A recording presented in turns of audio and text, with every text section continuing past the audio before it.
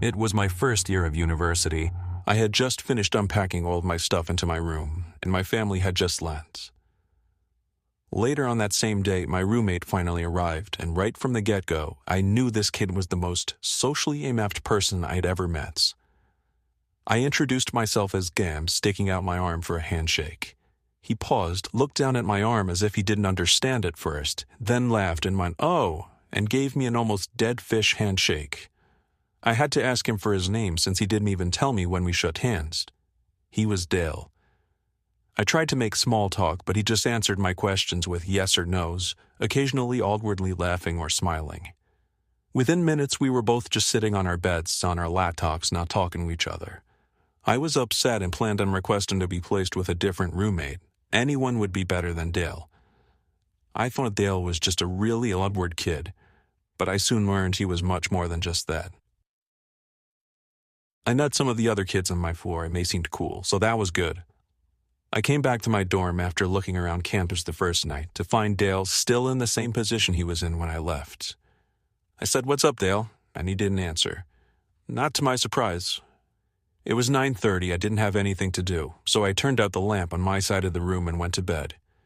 I didn't actually fall asleep anytime soon, though. Gale was on his laptop until 3 in the morning. When he finally closed his laptop, I fell asleep pretty quickly, but I woke up within the hour. The blinds to our room had been opened, and the moonlight now creeping into the room made everything visible, including Dale sitting on the side of his bed, looking at me. I sat up, rubbed my eyes, and said, "Gale, what the hell are you doing?" He whispered back, "Sorry," and laid down. The next morning I woke up to find Dale had already gotten up. I felt like it was the first time he left the room. It was a Saturday, the first Saturday of the year, meaning orientation and all the campus festivities. During the orientation, as my group was walking by the school gardens, I heard a couple of students ahead of me saying, "What is that kid doing in there?" I saw who they were talking about. It was Dale, literally sitting in the dirt behind the patch of bushes, rubbing the bark of a tree with his hand. The orientation leader didn't notice, otherwise I'm sure she would have said something. I just walked by, not saying anything, eventually telling the two kids I overheard that he was my roommate as a way to start a conversation and maybe made some friends. They apologized for me. None of us really knew if it was appropriate to laugh or not, but we did. I made friends with those two kids, and we made plans to get together that night. I also learned when I got back to my dorm that the school found another roommate for me. Then seemed to be turning around quickly for the better. I left the room that night to go meet up with the two kids at night, and when I got back, Dale was sitting on a desk chair facing the door. I said, "Oh, hey, what's up?" He said nothing, very matter-of-factly. I sat down on my bed and opened my laptop and realized I'd forgot to lock it. I also realized that all of my emails had been opened, emails I was pretty sure I didn't even read, and a bunch of folders of mine had been opened. They all must have snooped through my laptop. When I asked him if he did, he responded no very loudly half a second after I even finished my question. I could read him like a book. This creepy kid was literally going through my computer when I was out. I knew he did it, but I didn't pursue it. I was ready to go to bed, so as I went into my bed to look for my pajamas, I felt like my clothing had all been moved around as well. I knew I'd be out of there forever by tomorrow, so I didn't say anything. I woke up in the middle of the night to the sound of a zipper. I sat up and saw Dale on the grounds, going through my bed. I turned a lamp on, this time confronting him about it. He played dumb, saying, "I think you have my toothbrush by mistake." It was the closest thing to wits that he'd shown up until that point. Still, I knew he was lying, and I knew something was wrong with him, so I couldn't get physical with him. The next day, I met my new roommate in the same building, and everything went well. Sunday night, after having a decent conversation with my roommate, who was no social butterfly, but was miles better than Dale, we both turned off our lights and went to bed. For the third night in a row, I woke up at some off hour of the night to a strange noise. It was a weird clicking noise. It wasn't consistent, but I'd hear it at least twice every 30 seconds. I got up, hoping to find something innocent, like a heavy bag putting pressure on a weak floorboard, or even a mouse. But as I scoped out the room, I realized the sound was actually coming from the other side of the door. The nightlight in the common area was always on, so when I looked through the peephole, I was able to see the scalp of the person standing on the other side of our door.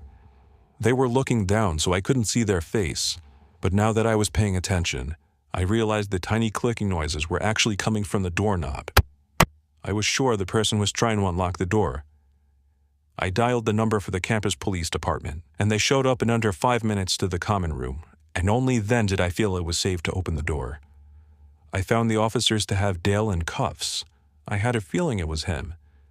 I told them everything, that he was my former roommate who was going through my stuff, so I switched dorms, only to find him trying to break into my new dorm. They took him away. I don't know what happened to him after that, but I never saw him again. He either got suspended for the semester or expelled. I got through the rest of my years at university like anybody else. However, the nightmarish experience I had with Dale still pops up in my head every now and then.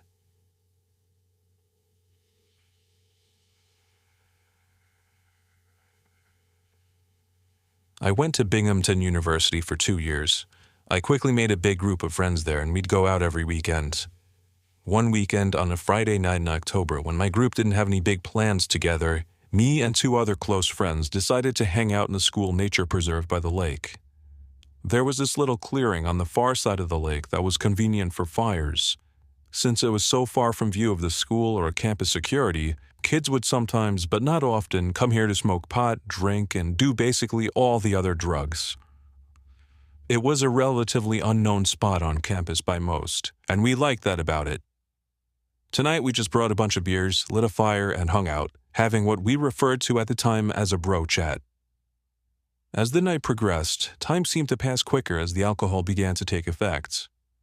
Eventually it got to the point where we were all laughing so hard that one of my 2 friends was on the floor rolling in the leaves. That was when my other friend stopped laughing and went, "Shh." We all perked up and listened, and heard the crunching of leaves and branches in the distance. We threw our bottles in the lake since we were all under 21, and it wasn't unheard of for campus police to come through the woods on weekends to catch kids doing drugs. We tucked the rest of the beers into a backpack. I was moderately drunk, so my paranoia was higher than usual. That was probably the case for all of us. The fire exposed us to anyone passing through the woods. But the thing is, this spot was so unknown and far from campus that it was rare to find anybody else that deep into the woods. It sounded like just one person in the distance. The sound of a tree branch snapping not too far away freaked all of us out. None of us were really the confrontational ones from our group, so we were lacking that one person who would have the confidence to stand up and yell out to whoever was out there. Instead, we all just sat in silence, shushing each other. We heard what seemed to be somebody or something circling us, or at least walking around in a C shape around our little campsite. It literally started to feel like we were in the movie The Blair Witch Project, because these sounds in the near distance, like cracking tree branches and leaves crunching on the ground, kept echoing over to our campsite. We laughed about it at first, but I personally soon became terrified of who or what it could be. Out of the blue, a huge thud made all 3 of us jump. At first I didn't understand, even though I saw what caused the sound. It took me a few seconds to digest the fact that a branch had been thrown into the center of our little fire site. One of my 2 friends took off running, while my other friend and I sat behind, looking at each other, half laughing, half concerned. I feel like we didn't know yet if this was some kind of joke or not. Then my friend let out a scream of pain as he was struck in the face by another tree branch. I grabbed the backpack, helped my friend up off the floor, and we hauled ass back in the direction of our dorm. When we made it to the road separating the nature preserve from our dorm, we stopped to catch our breath. But whoever was out there proved to be following us when we heard footsteps coming closer to the road. We continued to run back to the dorm, and when we got back to our floor, we found our other friend in his room already. We looked out of his room window down to the woods. There was someone pacing back and forth by the woods, and every time a car passed, they would walk back into the woods. Eventually, whoever it was went back into the woods for good, to never be seen again by us. We continued our drinking session in the dorm room, and within 10 minutes we were all laughing about it. It wasn't until the next morning that we all realized how terrifying that experience actually was. We never really went back into the woods past dark after that.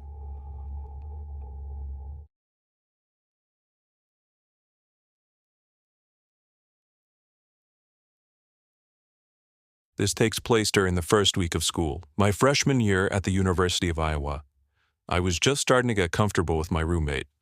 He was dedicated to the idea of rushing a fraternity, and rush week was starting the next week, but the parties were starting Thursday of the first week.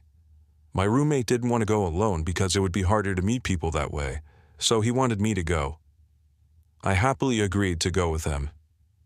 Even though I had no interest in rushing a fraternity, I still had intentions to go to parties. After all, I was attending a party school. My roommate wanted to go to one frat party on Thursday and then parties at different frat houses on Friday and Saturday. On this Thursday night, we were headed to perhaps one of the lowest-ranked frats. I'm pretty sure it was an underground one, too. But his logic in attending was to have a backup frat in case the higher ones wouldn't give him a bid. The frat house was really far from campus in a much more slummy downtown area. We pulled up to a corner house, and if it weren't for the blasting music and cars parked everywhere, we would never picture this house as a frat house.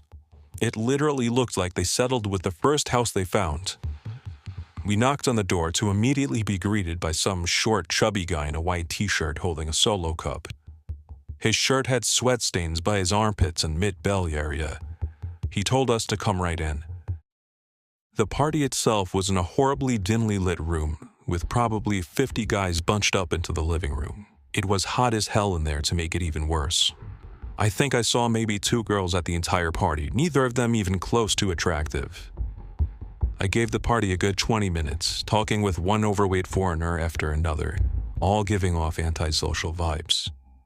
Eventually, I waved for my roommate to get ready to leave, but a huge group of guys by the door made us decide to wait a little longer to avoid the awkwardness of leaving early. I continued to drink the cheap beers they were serving. I think I downed 5 cups before I could even feel a buzz. A heavy guy approached me with a tiny bottle in his hand and handed it to me, smirking and saying, "That'll get you shit-faced." I fake laughed and thanked him, expecting him to go away, but he just watched me as if he were waiting for me to drink it. So I did. It was maybe 2 shots worth of some kind of hard liquor. The guy then started making conversation with me, and every time I hinted that I was trying to get away, he would try to pull me further into this otherwise one-sided conversation. Things started to get really blurry pretty soon. I remember feeling dizzy all of a sudden, and the room seemed to be getting darker. That was the last thing I remember before waking up in a dark room, laying in a bed.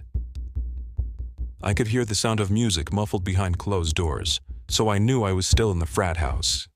It was a very dark room, however I could still make out certain furniture in the room, and a small closet door, not much else though. But even over the blaring music, I heard the sound of a plastic bag being crunched from the closet, as if somebody had stepped on it by mistake. I ran out of that room and down the stairs back to the overcrowded living room. I found my roommate and pushed him out the front door, past the group of guys still standing in a circle right next to it. During the car ride back to campus, I told my roommate I was drugged. He almost called the cops, but I said it would be foolish and pointless. My roommate then asked me an awkward question. Was I taken advantage of? I didn't feel any type of pain, and my clothes were all still on the same, so I assumed not. When I did a time check, I realized I'd only been out for maybe 10 minutes before waking up. Whatever the guy gave me must have been a dud or something, thank God. That was my college experience of attending an underground ghetto frat party, and it remains to be my scariest life experience.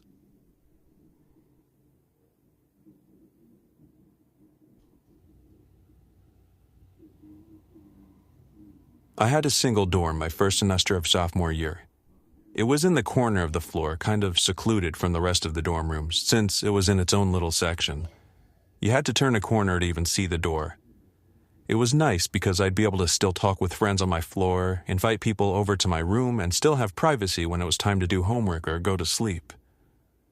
A few weeks into the semester, while studying for a bio exam, the silence was interrupted by a noise. It took me a bit to realize it was a light tapping on the door. It was so light that I almost didn't even hear it. I yelled, "Come in," but the door didn't open, so I got up to open it. Nobody was there. I walked around the corner to look down the hall. Nobody. Somebody was obviously messing with me. I went back to my bed and continued studying, this time leaving the door open. Nobody came back. The next night, a few minutes after shutting the lamp in my bedroom to go to bed, the tapping on the door returned. Only this time it was much louder, more of a knocking sound. I called out, "Who is it?" and again the knocking stopped and nobody answered. I got out of my bed quickly and opened the door to see my small private corridor was void of any people. Again, I ran the 10 feet from my door to the corner to look down the main hallway of the floor. Nobody. The next morning, I asked some of the other kids in the dorm if they had been messing with me. Everyone said no. The next night, I woke up after having been asleep for 3 hours. Someone was knocking on my door again, this time louder than ever. I had trouble deciding whether to open the door or not this time. With a bout of courage, I hopped up and opened the door. Nobody was there as I was expecting, but this time I full-on sprinted down the tiny corridor isolating my room, and when I turned the corner, I saw the back of somebody disappearing behind the far corner on the opposite side of the hallway. I ran as fast as I could down the hallway, and as I turned to the next hallway where I saw the person a few seconds earlier, I saw a door at the end of the hallway shutting. It wasn't a dorm room, it was a bathroom. I felt like I was ready to confront whoever this joker was, so I pushed open the bathroom door with force. The light was off. I turned it on expecting to see somebody hiding in there, but I didn't see anyone. My first instinct was to check the 2 bathroom stalls, which were both shut. I got on my hands and knees and looked under the 2 stalls. 2 heavy black boots could be seen from underneath one of the stall doors. I took a deep breath and pushed the stall open. I was confused. There were the boots sitting on the floor, but no person to wear them. And then I heard a creepy giggling noise. Not a feminine or childlike one. It was a kind of laughing that I could only imagine to be that of a really old crazy man. For some reason, my confidence was gone and I was scared shitless. Therefore, I ran back to my room and shut the door. I hopped back in my bed and started texting every friend I had. Of course, everybody was asleep, though. The knocking happened one more time that night. I ignored it. It went on for about 30 seconds before whoever that person was finally gave up. I spoke to everybody on my floor the next day. Nobody else heard any knocking, and everybody swore they weren't pranking me. Everybody seemed sincere. I don't know why this person chose to harass me or who this person was. Judging by the boots and the laughing I heard, this was an older man though, and that disturbs me.